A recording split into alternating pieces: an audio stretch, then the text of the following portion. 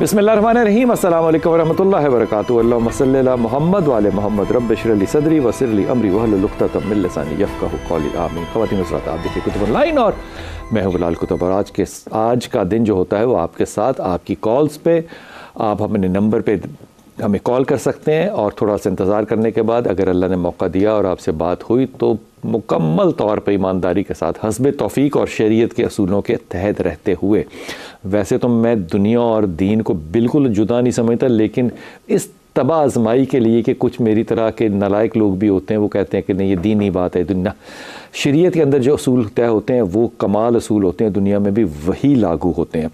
हसन रज़ा हमारे साथ हैं। अस्सलाम वालेकुम। वालेकुम खैरियत से हसन रज़ा? अल्हम्दुलिल्लाह। हसन रज़ा, स्पिरिचुअलिटी में आपको मैं एक हदीस हदिया करूँ फिर बात करते हैं। बेशक, क्यों नहीं। वो एक सहाबी थे, आमिर बिन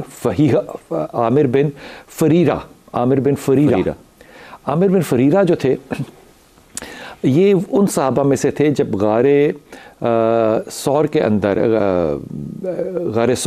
जब रसूल पाक सल्लल्लाहु अलैहि वसल्लम ने क़याम किया था, तो ये वहाँ पे ना अपनी बकरियों को ना रास्ते में चराते चुराते ना बहाने से तो ये पहाड़ से गारे सौर के पास ले जाते थे हाँ, हिजरत। और वहाँ पे हज़रत अबू बकर सदीक़ जो है वो भी दूध धो लेते थे और ये ख़ुद भी दूध देते थे। तो ये थोड़ा सा इस तरह से ना वो डिफेंस करते थे अपनी भी, लेकिन वो प्रोवाइड और ख़िदमत करते थे नबी पाक की और हज़रत अबू बकर सदीक़ की। तो जब वो हालात कुछ बेहतर हुए तो रसूल पाक सल्लल्लाहु अलैहि वसल्लम ने फ़हीरा से पूछा कि फ़हीरा तुम्हें क्या चाहिए? तो अंदाज़ा ये होगा कि वो दुआ के लिए कहेगा। उसने कहा दुआ के लिए। कहा मैं तुम्हारे लिए क्या दुआ करूं? अब देखिए इतनी एहसान बंदी का जो वक्त है, क्या दुआ करूं? उसने कहा या रसूलल्लाह मेरे लिए दुआ करें कि मैं शहीद हूँ। माशाअल्लाह, सुभान अल्लाह। यार क्या लोग थे यार ये। अच्छा, अल्लाह के रसूल ने कहा अच्छा, कहा एक और दुआ करनी है कि जब मैं शहीद हो जाऊँ तो लोग मेरे जिस्म के साथ खेलें ना, मेरे टुकड़े ना करें। तो मैं ये मेरे लिए आपने दो दुआएं करते हैं। अल्लाह ताला के रसूल ने दुआ की। फिर एक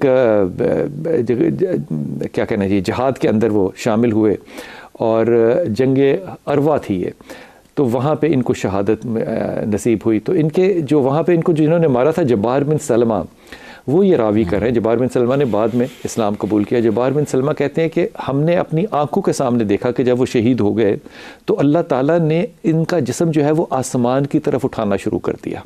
वाह, सुभान। और हम देखते रहे, क्या बात। और वो जिस्म आसमान की तरफ उठता गया और फिर गायब हो गया। फिर थोड़ी देर के बाद वो जिस्म वापस आ गया और ज़मीन पर आ गया। ठीक। अब इसमें सहाबा ने इसकी ताबीर ये की कि अल्लाह ने इसको ऊपर तहारत के लिए या गुस्ल के लिए, हालांकि शहीद थे ये ज़रूरत नहीं, ये इस तरह से ताबीर की उसकी। कहते हैं कि जब जंग ख़त्म हुई और हम लाशों को उठा रहे थे तो हमने बड़ी कोशिश की कि हम फ़हीरा की जो लाश है उसको ढूंढें, वो लाश हमें नहीं मिली। आज भी हज़रत आमिर बिन फ़हीरा की जो कब्र है या लाश है वो किसी को नहीं इल्म, और ये वाहिद सहाबी हैं जिनको कहा जाता है कि उनकी शहादत ज़मीन पर, लेकिन उनकी कब्र जो है वो आसमान पर बनी। अब आज की दुनिया में रज़ा अगर किसी से कहें कि कोई ऐसी चीज़ें होती हैं जो जिनको क्या कहा जाए सुपर नेचुरल कह लेते हैं, जो हमें आम जिंदगी में नज़र ना आ रही हों, तो लोग इसके साथ मुख्तलिफ और तरीके लगा लेंगे कि नहीं ये इस तरह मुबालगा कर लेंगे बहुत सारा। अगर ये सोचा जाए कि जिस तरह के हज़रत कश्फुल माजूब में अली हजवेर ने दर्जात लगाए, यानी कि उन्होंने सबसे छोटा दर्जा लगाया फ़कीर का, मजजूब का, और सबसे आला दर्जा जो लगाया वो कुतुबुल इरशाद का।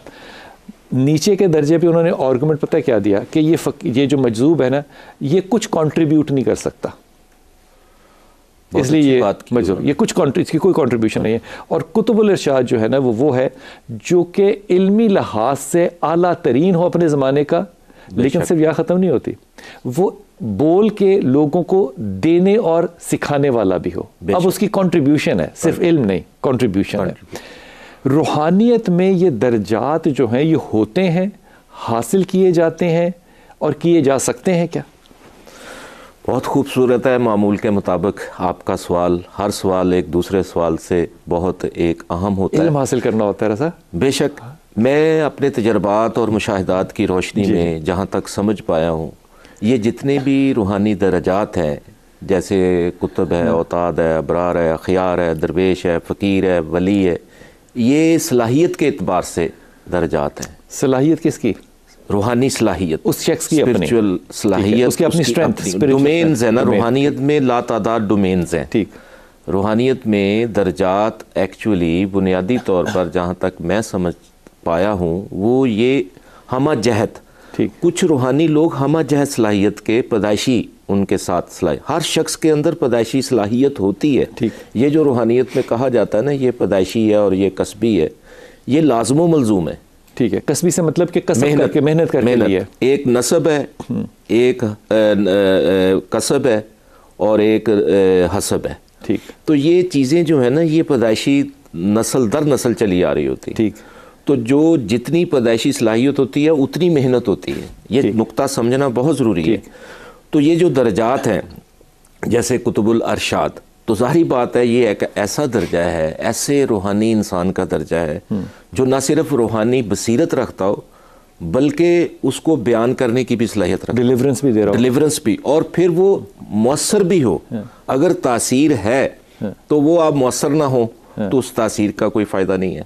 अगर आपके अंदर इल्म है उसको आप बयान ना कर सकें, समझा ना सकें, और तो दुनिया का सबसे मुश्किल तरीन जो इल्म है वो रूहानी है, क्योंकि ये इनविजिबल है और मावराई कुव्वतों पर ये मबनी होता है, लेकिन परसीव इन्हीं सेंसेस से होता है। मैं वापस आता, ये बड़ा कमाल का नुक्ता है, परसीव इन्हीं सेंसेस से होता है। मैं वापस आके ना अभी वापस आऊँगा, फिर आपसे सवाल रखता हूँ। जी अस्सलाम वालेकुम शाहिदा। शाइस्ता जी बेटा। अस्सलाम वालेकुम सर। वालेकुम अस्सलाम मेरे बच्चे। सर मुझे अपने भाई के लिए सवाल पूछना था। सर मेरे भाई हैं, उसका नाम अहमर है। अहमर? जी अहमर। जी सर उसका ना करियर सेट नहीं हो रहा, मतलब जॉब तो कर रहे हैं लेकिन उनकी जॉब में इतनी सैलरी नहीं है। अब वो मैरिड है माशाल्लाह से, तो वो चाहते हैं कि उनकी जॉब जो है वो सेटल हो जाए। अहमर करते क्या है और तालीम कितनी है? सर अहमर आर है आखिर में। हाँ अहमर जी। करते क्या है, तालीम कितनी है? सर गवर्नमेंट जॉब करते हैं और तालीम उनकी मैकेनिकल इंजीनियरिंग किया हुआ है उन्होंने। किस चीज़ में? Mechanical engineering. मैकेनिकल इंजीनियर है और गवर्नमेंट सर्वेंट है। जी सर। तो फिर मसला क्या है? सर सैलरी इतनी नहीं है ना गवर्नमेंट जॉब में, तो एक्सपेंसेस आजकल बहुत ज़्यादा हैं, मैनेज करना ज़रा मुश्किल होता है। ख्वाहिशात नहीं पूरी हो रही? जी सर।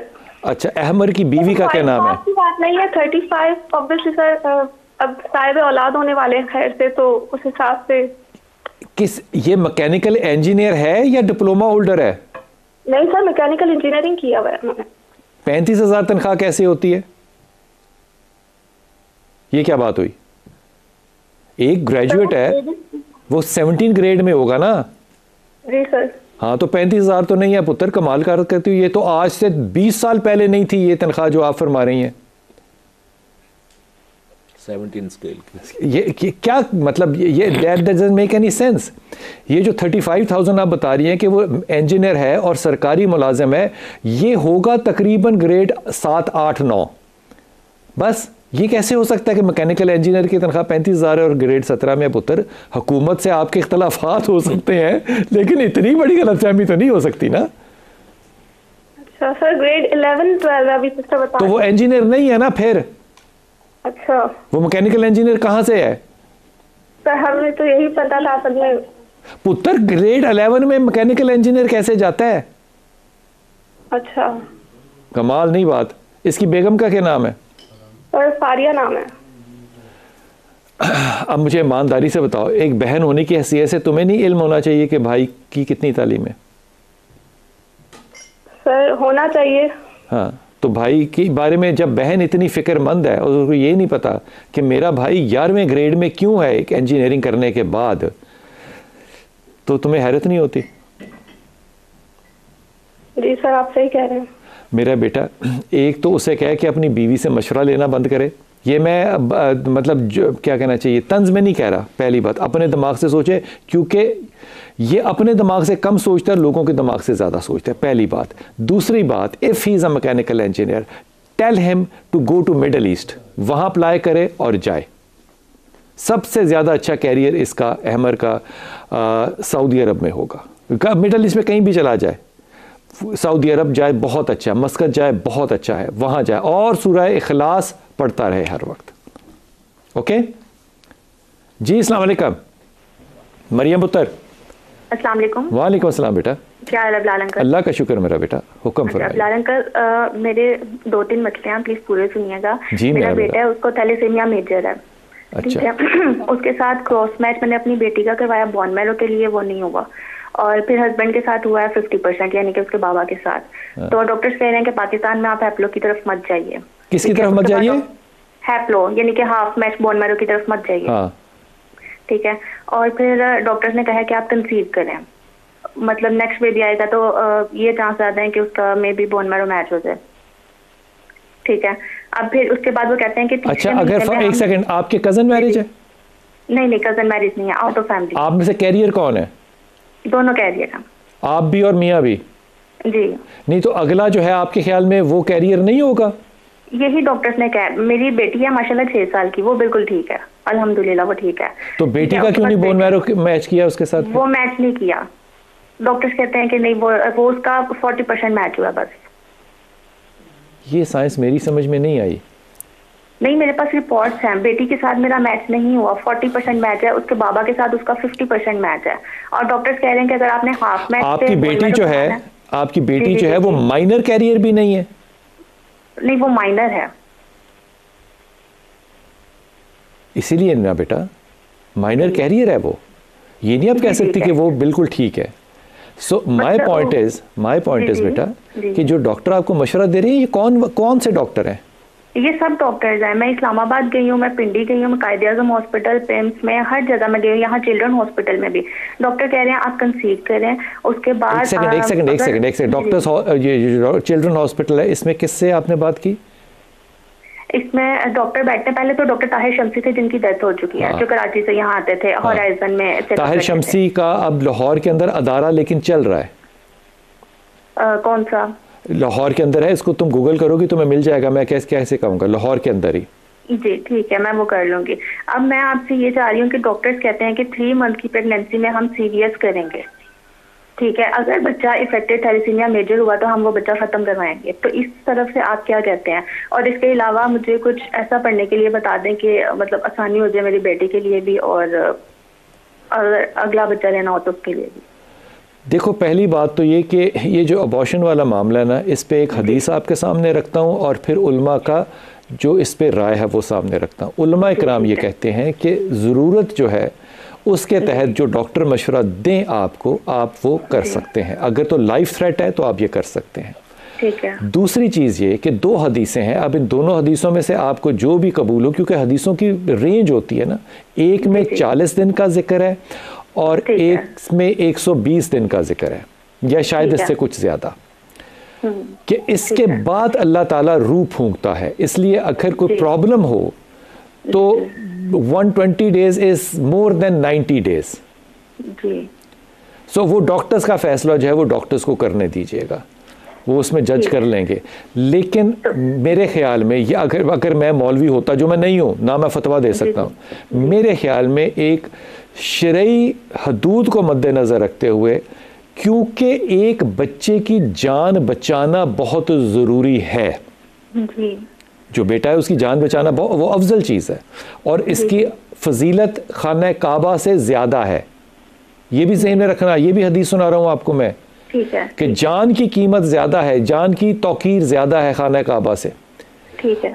अब इसके लिए अगर डॉक्टर ये मशवरा दे रहे हैं, मेरे ख्याल में तुम 2 काम करो। एक तो चिल्ड्रन हॉस्पिटल में एक दफ़ा मशवरा ले लो दोबारा। Children hospital one of the top ranking hospital in the world है, यहाँ के जो डॉक्टर साहिबान हैं ये कमाल लोग हैं। दूसरा काम ये करना है आपने कि आपने आयत करीमा जो है ना, अगर आप सो नहीं ना गई तो आपने आयत करीमा पढ़ते रहना है।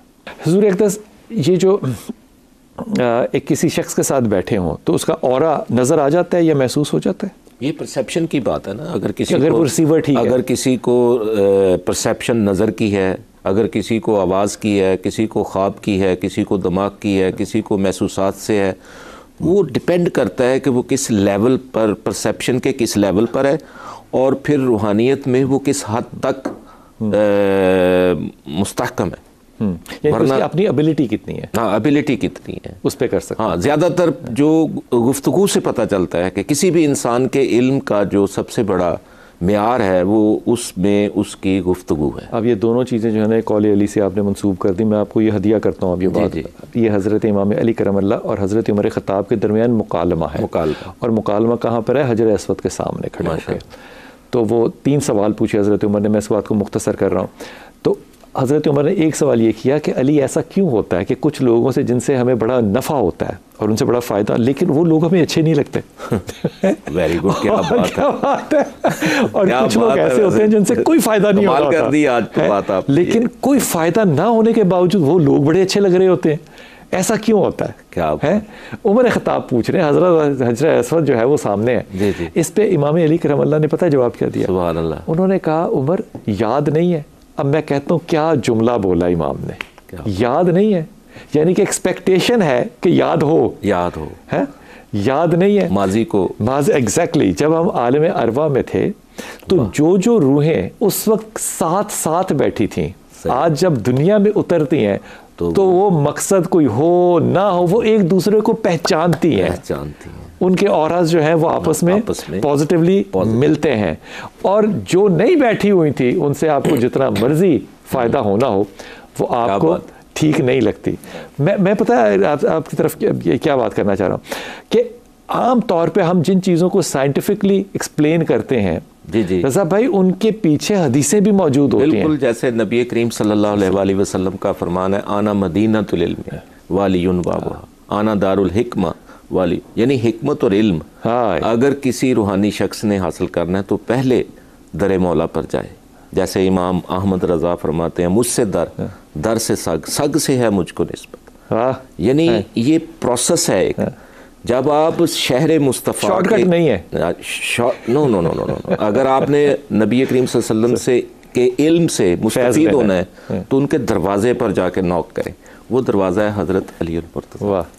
तो जब मैं वहाँ गया तो वहाँ जब मैंने ये हदीस पढ़ी आना दारुल हिक्मा वाले, तो वहाँ मेरी जो प्यास थी इल्म की, जो मेरे अंदर वो डायरेक्शन मिल गई। फिर मैं शहर मुस्तफ़ा गया। क्या बात है, क्या बात है, क्या बात है। वो आजकल के हमारे जितने भी नौजवान बच्चे बच्चियाँ होते हैं ना, वो पूछते हैं कि जनाब इसका हल क्या होगा, लेकिन वो हल के लिए ना तपस्या भी बड़ी ज़रूरी होती है। और ये बड़ी जिम्मेदारी वाला काम है जो आप करते हैं, ये बहुत ज़मानत, क्योंकि लोग अपनी ज़िंदगियों के बारे पूछते हैं। एब्सोल्युटली। यहाँ ऐसे ही लोग बैठ जाना, किसी को बताना आने वाले वक्त के बारे, माजी हाल मुस्तकबिल को, उसमें एक आपने डायरेक्शन देनी है, तो ये बहुत जिम्मेदारी। और आप उसका जवाब दे भी हैं, जवाब दे भी हैं। अगर आप इल्म रखते हैं, बसीरत रखते हैं, तो फिर आप प्रॉपर तरीके से अगले की खिदमत कर रहे हैं। अब आपने ना, अब मैंने आप लोगों को बार बार ना, रज़ा चाहे वापस चले जाए ना, मैंने आपको ये बात बतानी है हमेशा कि वो रज़ा की बात को याद करें कि जब लोग कहते हैं ना कि जी इसमें नरमी होनी चाहिए, ना कोई नरमी शर्मी, कोई गुस्सा, कोई नरमी, कोई जज्बात नहीं होते। आपने ऑब्जेक्टिव बात करनी है और अल्लाह की इमानत समझ के आपने अपने साइल तक पहुँचानी है। ये अहम बात है, इसको समझना जितना मेरा काम है उससे कहीं ज़्यादा आपका काम है। छोटा सा वक्फा वापस। बिस्मिल्लाहिर्रहमानिर्रहीम। हमारे यहाँ जो हमारे बुज़ुर्ग हैं जो कि बड़े काबिल एहतराम और काबिल इज़्ज़त हैं, वो आम तौर पे जब उनसे कोई रूहानियत के बारे में सवाल पूछा जाए तो अपनी आंखें बंद करके नीचे सर कर लेते हैं कि मैं जैसे कोई विजन हो रही है, और हम इसको कहते हैं कि ये मुराकबा है या मेडिटेशन है, ये क्या है? तसर्रुफ़ है। मेडिटेशन या मुराकबा जो है ये करना ज़रूरी होता है या वैसे ही इल्हाम हो जाता है? देखिए, जब भी किसी रूहानी इंसान के सामने कोई सवाल आता है तो सडन उसके अंदर उसका जवाब होता है। ये रूहानियत एक ऐसी कमाल की परवाज़ है, ये डिपेंड करता है कि वो किस लेवल का बंदा है। ठीक, रूहानियत में वही दर्जात वाली बात है कि उसके अंदर सलाहियत हमा जहत है या एक जुज़वी सी सलाहियत है, लेकिन होती ये ट्रू एंड फॉल्स है, उसमें आपने चुनना होता है। तो ये प्रैक्टिस से आता है, तजर्बात से आता है। लेकिन नज़र आ सकता है, विजन हो सकती है। बिल्कुल, बाज़ लोगों को बैठे बिठाए यहाँ ज़ियारत किसी भी हस्ती की हो सकती है, लेकिन बात ये है कि वो ज़ाब्ता दुनिया का नहीं है। आप उसको फ़ौरन एक्सप्लोर करने लग जाए, तमाशा बन जाएगा। ये आपका पर्सनल एक डाटा है जो आप पर मुनकशिफ हो रहा है। हमारी एक जानने वाली और बहुत ही क्या कहना चाहिए, जिसके ने मैं बहुत अरसे से मैं हमेशा से जानता हूँ लोगों को, वो हमारी बच्ची है एक सोफ़िया, तो वो एक किसी अपनी रिलेटिव के सामने, अपनी खाला के सामने बैठी थी, तो उन्होंने अपनी खाला को कहा कि खाला आपकी सेहत कैसी है? उन्होंने कहा अल्हम्दुलिल्लाह बहुत अच्छी है। उन्होंने कहा खाला मुझे आपके अंदर ना डार्क स्पॉट्स नज़र आ रहे हैं। जी जी। अच्छा, वो मुरीदनी बड़ी आला किस्म की है ना, बड़ी सिमेटिव मुरीदनी। सही। मैंने कहा मुझे आप में डार्क स्पॉट्स नज़र आ रही है, मुझे नहीं पता आपको प्रॉब्लम है क्या, लेकिन कुछ प्रॉब्लम तो है आपको। उन्होंने कहा नहीं नहीं कोई ऐसा मसला नहीं, और वाकई वो सच कह रही थी, उनको नहीं पता था। And after couple of weeks time, जी जी, that lady was diagnosed with cancer. oh my god। और वो कैंसर जो था वो उसके सारे ये परसेप्शन, हाँ वो छाया, तो वो नहीं पता चल रहा था कि कैंसर है, लेकिन उसको वो नज़र आ रहा था कि ये डार्क स्पॉट जो है इसके जिस्म में है। जी अस्सलाम वालेकुम बेटा। हेलो वालेकुम सलाम। जी मेरा बेटा आमना। जी मैं लाहौर से बात कर। जी जी। मैंने कहना था कि मेरे ना रिश्ते में थोड़ी सी बंदिश है। लोग आते हैं खुश होके देख के जाते हैं और बाद में कोई जवाब नहीं देते। तो आमना आपके ख्याल में बंदिश किसने कर दी?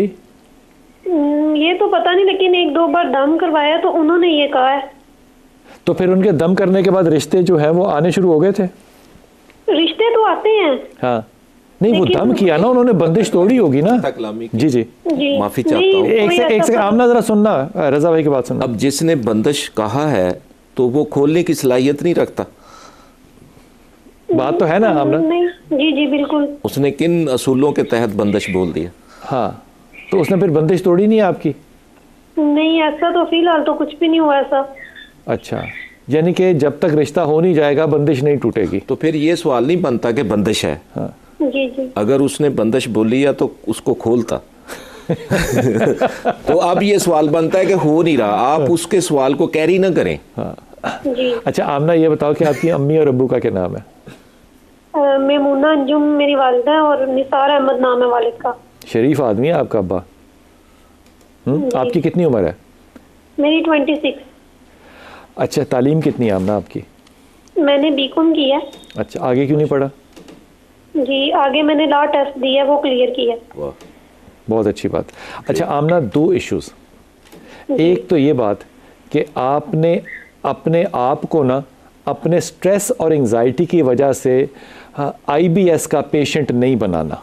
IBS समझते हो क्या होता है? जी नहीं। Irritable bowel syndrome. स्ट्रेस जब होता है ना तो आपका मैदा और आपकी आंतड़ियाँ जो है ना ये खुद बहुत ज़्यादा पेन में आ जाते हैं। इससे जो इशू डेवलप होगा ना आपको, दैट विल बी दो। एक तो बहुत ज़्यादा स्मेल जो है ना वो बड़ी स्ट्रॉन्ग हो जाएगी, पसीना बड़ा स्ट्रॉन्ग हो जाएगा। दो, जो पिंपल्स है ना इससे छुटकारा नहीं फिर हासिल होना। इसलिए इन चीज़ों की तुमने एहतियात करनी है और रिश्ता हो जाएगा। रिश्ता इज़ नो इशू। और ये जिसने कहा है कि बंदिश है, बिल्कुल उसने एब्सोल्युटली गलत बात की है। और चाहे उसको मेरा नाम लेके कह देना, ही हैज़ नो आइडिया कि क्या मैं बंदिश है, कमाल है, एमी बंदिश है। जिन चीज़ों पे अल्लाह के रसूल की हदीस हो उस पे किसी के हिम्मत है कि कोई उसके ऊपर काबू कर ले?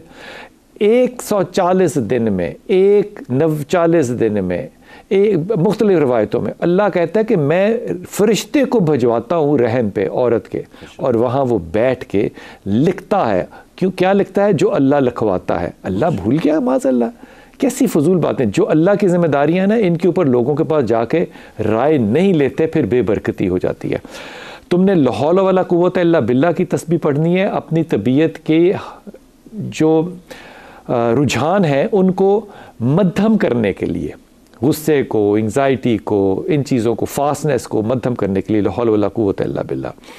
दुआ के लिए तुमने पढ़ना है या रहमान या रहीम या करीम, और दुआ करनी है अपने लिए। रिश्ते आएंगे और ठहरेंगे इंशाअल्लाह ताला। और तीसरी चीज़ तुमने जो दुआ करनी है वो अल्लाह के दो नाम, या वली या वाली। ये तीनों चीज़ें मेरी बेटी आमना पढ़ते रहो। अल्लाह ताला सवाए सानी के कोई नहीं करेगा चीज़। लेकिन ये जो बुजुर्गाने हैं ना हमारे, मैं बुजुर्ग उनको तंज में कह रहा हूँ, इनके पास जाने की ज़रूरत नहीं होती कि जो आपको ये बताएं कि जनाब ये बंदिश हो गई है बस। अब अगला चक्कर पता है क्या होगा? काले बकरे देने हैं, वो बैल देना है जो लाहौर में मिलता नहीं है, फिर आपसे उसने पैसे लेने हैं, फिर वो कहेगा कि मैंने जाके रावी के ऊपर, ये सारे प्रोसेस में से गुजरा हुआ। छोड़ दो। सबसे अच्छा सदका ये है कि आप लोगों को, भूखों को खाना खिलाओ। सबसे अच्छा, कमाल है। जो नबी को अच्छा लगता है, जो अल्लाह को अच्छा लगता है, वो हमें क्यों अच्छा ना लगे? ये चिंद परिंद, काले नीले पीले, कोई रवायतें नहीं है शरीयत के अंदर ये, एब्सोल्युटली। सो अपनी इस पाबंदी को तोड़ दो कि किसी ने रोका हुआ है, अल्लाह ताला बहुत आसानियाँ देगा इंशाअल्लाह ताला, इंशाअल्लाह ताला, इंशाअल्लाह ताला। जिसको हम कहते हैं रज़ा भाई कि मजजूब है, वो अपनी हालत में ही नहीं है, लेकिन बात कहता है तो सच होती है। ये बड़ा कमाल ये क्या बात है? असल में ये जो जज़ब की हालतें हैं ना, ये भी कई किस्मों की हैं। ठीक, कुछ कुल्ली तौर पर शऊर पर जज़ब होता है, कैफियत का, स्पिरिचुअल वेव का, वो पोजेस्ड होता है लेकिन वो बोलता है। और कुछ अपने होशो हवास में नहीं होते। आपने देखा होगा यहाँ सेक्रेटरिएट में एक नंगा बाबा फिरता होता था, शायद आपको याद हो। तो वो मसलन के वैगन को ना ऐसे हिला के जब तक कोई उसको पैसे नहीं, वो कुछ बातें जो यहाँ पान वाले बैठते होते थे जना हाल में, जो बीबी पाक दामन के पास ही रहते थे, तो उनके पास जब वो आता था ना तो वो अंडरवियर पहन लेता था, वैसे वो वैसे ही फिरता था। जब वो शाम को जब दुकान पर मैं भी जाया करता था उनके पास, तो वो उसने उसके मुंह से राल वगैरह, लेकिन वो जज़ब की हालत है। ये एक स्पिरिचुअल इलनेस है, स्पिरिचुअल इलनेस, हाँ, रूहानी एक बीमारी है जिसने जहन पर उसके होशो हवास को ख़त्म कर दिया, लेकिन फिर भी वो कुछ ऐसी बातें कहता है कि जो ठीक होती हैं, लेकिन इसको कोई ज़ाब्ता नहीं कहा जा सकता, इसको कोई रूहानियत में कोई ज़बरदस्त किस्म का एक ज़ाब्ता नहीं है। ये एक स्टूडेंट है जो रूहानियत में चला और किसी गलती की पादाश में उस पर ये सडन इफ़ेक्ट हो गया। जैसे एक बंदा सेहतमंद है तो अचानक बीमार हो गया, इसी तरह एक रूहानियत की तलाश में निकला और उसको सही गाइडेंस नहीं मिली, कहीं वो गलती कर गया, तो वो ये। मैं आपको एक उस्ताद का इसके ऊपर डेफिनेशन जो है ना वो हदीयतन अर्ज़ करूँगा, लेकिन पहले एक छोटा सा वक्फा। ये तो बहुत ज़रूरी है। बिस्मिल्लाहिर्रहमानिर्रहीम। मैं वक्फे से पहले जाने से आपसे किया था कि एक उस्ताद की बात आपसे शेयर करूँगा। उन्होंने मजजूब को कैसे रिफाइन किया और कुतुबुल इरशाद को जब समझ रहे थे कि कैसे रिफाइन किया, उन्होंने कहा कि हर शख्स की जो है वो कैफियत इसमें जाने के लिए उसका मोटिव ये होता है कि वो खुदा को तलाश करना चाहता है।